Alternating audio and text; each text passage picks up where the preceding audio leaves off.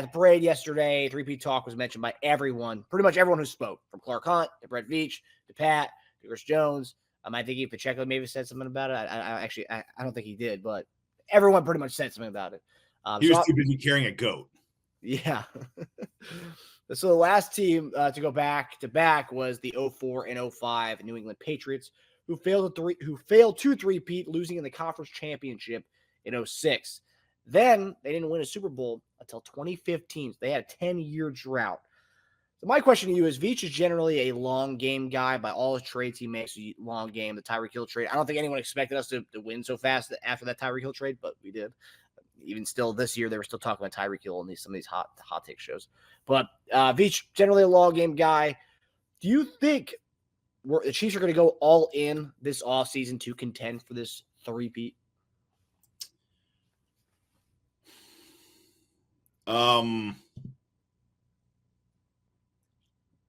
It's so tough. I think we're going to have more of it. We'll figure stuff out later on.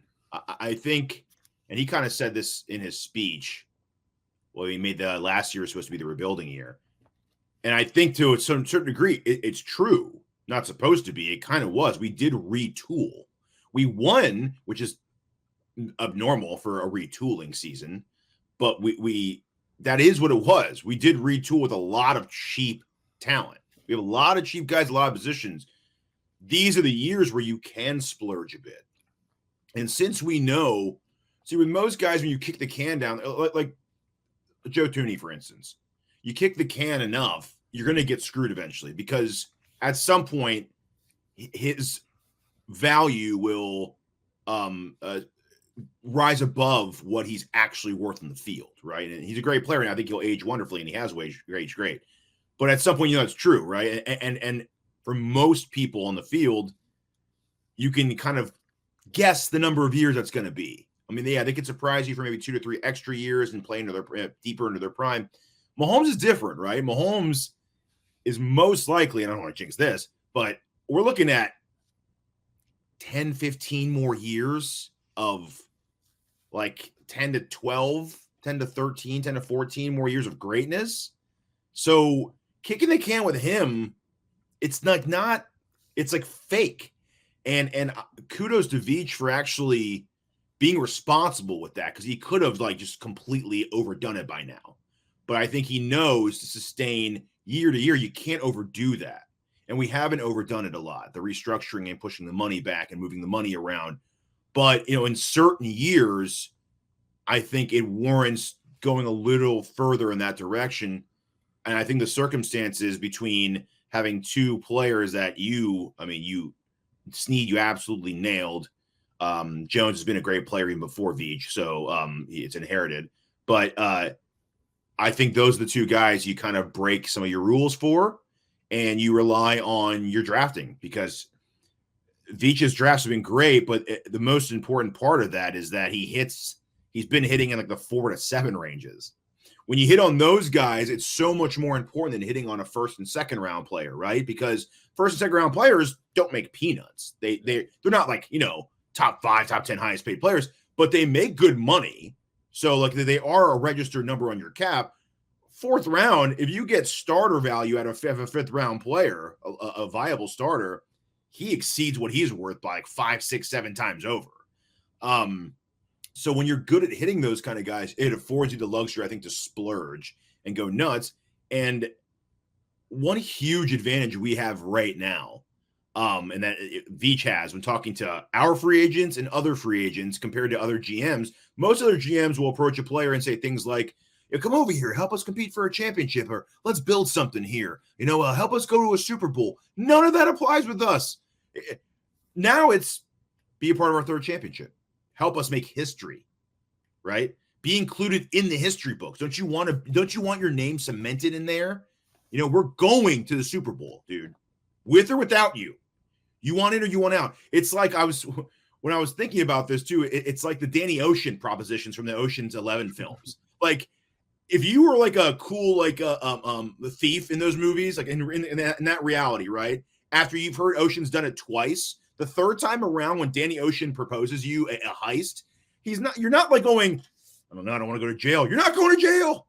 You're going to come away with billions. You're going to win. So it's like, if Danny Ocean proposes something to you in Ocean's 13, you're an idiot if you don't say yes to that at that point, because you're just going to win and come away with a lot of money and a lot of riches and a lot of fame. So that's what Veach is. Veach is Danny Ocean in part Ocean's 13, asking you to jump on and steal from another casino owner. I'm not even sure that was a plot to that movie, but you know what I mean. So, That's part one, I think. Yeah, it's turning down a major payday, and that's just how I would feel if he approached me on that. I just think it's a major advantage to have. Yeah, I mean, like you said, we haven't really done much. He's done a really great job of not trying to go all in and putting all your chips at the center of the table.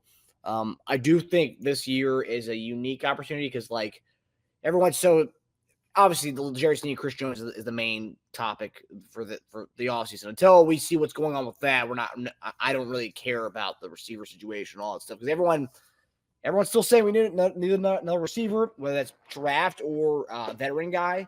I do think it's gonna be a vet though. That's my personal opinion. Great receiver draft though. It is, but we'll get to that at some other point. But yeah, we have plenty of time to talk about receivers. But like, I don't know. I just feel like the outside of Rice, we haven't really hit on the receiver. I mean, yeah, Hardman was great in this playoffs, but like Hardman never became the second round receiver we thought he was going to be. I'm trying to think. But we've won with that. That's true. And is that? Yeah, that's where it's like. That's the problem. And what's a good thing, but it's also a problem. Yeah, because we see the Pat knows though, man. You see the frustration in his face all throughout the season. We're gonna bring in someone. There's a reason why we were so close to signing D-Hop. I mean, and that came very close. OBJ blew that up. Sure. The Ravens blew that up with it. You can still have holes and win the Super Bowl. Yeah, no, exactly. I just think that since we are chasing greatness, something that's never been done before, obviously we're chasing greatness anyway, regardless if it's the three-peat or not. We're chasing something that's never been done before. I mean, what more beautiful? I mean, that would be just putting icing on the cake with everything. I do think that there is going to be an element of all in, and we'll also talk about, guys, windows. Mahomes, obviously, like you mentioned, 10 to 15 years window. There's no window there. That guy's always going to be competing, whether we have a team around him or not. Even in the years, we talk about the 10-year absence from Brady winning his last one to the 2015 one from 05 to 15. They came close every year. That's because Brady, even when their teams are bad, Brady was kind of willing them into the playoffs. Just because that's how good he was. They were always in the playoffs. That's how good the defense was. That's how good he was. That's going to be the same way with us. I don't think there ever is going to be a 10-year gap, knock on wood, of not winning a Super Bowl. I don't think there ever is going to be that. Just that Mahomes proved the last 2 years. That's not a thing. If there was going to be a gap, it would have been the last 2 years, and Mahomes has shown that's not a thing. So I just think there's going to be an element of, hey, Kelsey has 2 to 3 years left, 2 to 4 years left. I don't know how many years he has left, but there is that window there. Can he be the guy? Can he be what he was in the playoffs all throughout the season? I don't know. I think you need to get somebody in there to kind of go hand in hand with that, and that's why I think there's going to be an element. Yeah, 2 guys, and that's why I think there's going to be an element of, okay, shoot, we're chasing greatness here. We're chasing something that's never been done before.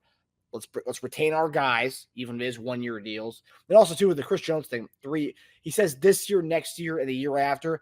Is this year saying he's talking about this year or the upcoming year? Because it could be a 2-year deal. We're saying this year, I'm going to be here this year, next year, and the year after that. I don't know. 2 to 3 years, I'm fine with that. That's still in that same window. In 2 years, if I remember correctly, 2 years is what we wanted to offer him, but he wanted more than 2 years, if I remember correctly from that whole. And if you think about it, for his point of view and his pocket, 2 years gives us 2 more title runs. If you want to get 4 in a row, I doubt he'll leave. I doubt he'll leave if we're at 4 in a row, and 5 in a row. I mean, at that point, you're like, okay, I'll leave when we lose. How about that? The 1-year deal, but he can still get a massive payday at 32 if he's still playing at a high level. So it won't. The difference between a payday now and a payday at 32 for a team that wants his services, it won't really change that much. It really won't. So in his mind, he can still get good money here. It's not like we're lowballing him. I mean, he made 2 less than, in the end, he made 2 or 3 less than what he wanted to get per season. I don't think it's screwing him by any means. But if he could still play for that, if he's okay with playing for that guaranteed salary and then leaving at 32, 33, still getting massive payday, then I think that kind of, solves everything. And I do think the element of what we've been talking about for the last few years, that guys are going to want to come play with Pat. I think it's like, all right, if you're a veteran receiver and you've been chasing the money, you've been getting the bag, great for you and your family, for future generations. It's awesome. But if you're talking about your legacy, if you are a D-Hop kind of guy, if you are, Mike Evans already has a ring, so not him, but a D-Hop guy, I'm going to use him as the example, not really him so much, but a veteran guy who's produced throughout his career. Come sign in Kansas City for 1 year to get a ring. At this point, it's like, all right, if you're not doing that, what are you doing? And I think the back-to-back element, the potential three-peat element, you're going to start to see the guy who are some examples from the Patriots, like the Dante Stalwarts of the world, the guys who were like kind of vets who were solid, but they didn't have a ring. We're going to try to jump on board. You saw Moss at the end of his career do that. So like, I think we may see some of that. And I think this year could happen. And I don't think we're going to pay up the nose for him because we're going to have guys who want to be a part, not only getting a ring, but being on a team that does the three-peat, the first ever three-peat. I think that there is going to be an element of that as well. And that's a need for us. So it's not like a D tackle or what's a good example. It's not like a cornerback going, oh man, I really want to join Kansas City, but they have Sneed and McDuffie. Am I going to be a nickel back for them? I don't want to do that, dude. Yeah. You're not doing that with a receiver. You might walk in and be the number one. I mean, our most established receiver was a rookie. So in your mind, if you're a badass with a amazing veteran resume, you're like, dude, I walk into that place. You think D-Hop's worried about Rice being number one? No. D-Hop thinks he's the number one the second he walks in the door. Most of those big name receivers think that. So they're not worried about Rice. So they think A, three-peat, and maybe beyond. 2, I'm the number one receiver in the Pat Mahomes offense. So that's 2 major reasons too. Now, is it worth to take a little less because of that? I mean, I think so, but especially after a career of earnings, because a lot of people say the opposite, right? You compete and then you try to chase money at some point once you won your ring. Well, what about the opposite, right? Do you chase when you're chasing money your whole career? At what point do you say, okay, well, I made it. Now it's time to get a ring to cross it off my list, right? Especially a third one in a row. It's like, I feel like it's the golden trophy. It's not just a trophy anymore. It's like, it's history now. That's why it'll be very interesting to see how badly people want to come to us this offseason of all off seasons, because we have the money for it. We'll see what happens with Jones and Sneed. We have the money for it. There's opportunity for a lot of positions. You'll compete and contribute to a historical run. Yeah.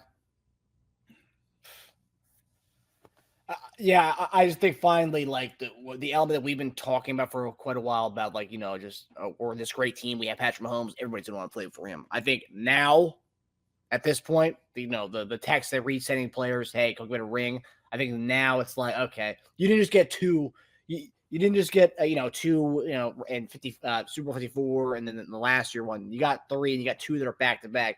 I think now it's kind of cemented. Okay, this team is legitimate. They actually have something cooking on both sides of the ball. And now too, it's a both sides of the ball thing, because we've done it with the offense and we've done it with the defense. And now we're maybe like one piece away on offense to say, oh man, they have a top 5 offense, a top 2 defense. It's not potential. No, it's not potential anymore. It's like, it's happening. It's the reality. You want in or not? Yeah. We're going. We're driving there right now. I have an empty space in my car. Do you want to get in? I'm leaving right now. So it's almost kind of a reverse psychology thing. Like, we don't need you that bad. Do you want to come? So like that's a negotiation tactic in itself. It's like not to go another movie route though, but like when a movie first gets made, they pitch it, unless you have a great filmmaker behind it, but you pitch it, you have to sell people on the idea, right? And people are like, yeah, I can see how it does really well. When that movie makes $200 million in the box office, there's no more pitching for the sequel. They're asking you for the sequel. And then every actor wants to do that movie because they want to be a part of how good that movie's going to do. They want to be a part of that. They want a piece of the action. So it's not just money, especially for vets who already have money. It's the historical aspect. They want to be a part of that run. Yeah, no, 100%. It's the FOMO factor. You're going to get a lot of FOMO this offseason. That's what I'm talking about. Veteran receivers who've had pretty good careers who won a ring, just to kind of put it on their, because it could be the end, for some of these guys. Not that I think Hopkins or a guy like that or Evans is on their last legs at all, because they produced this year with quarterbacks who maybe people thought aren't, two quarterbacks who aren't on Mahomes' level, Baker and Will Levis. So yeah. We'll have more of these, obviously, but would you be okay with like OBJ for like $6 million?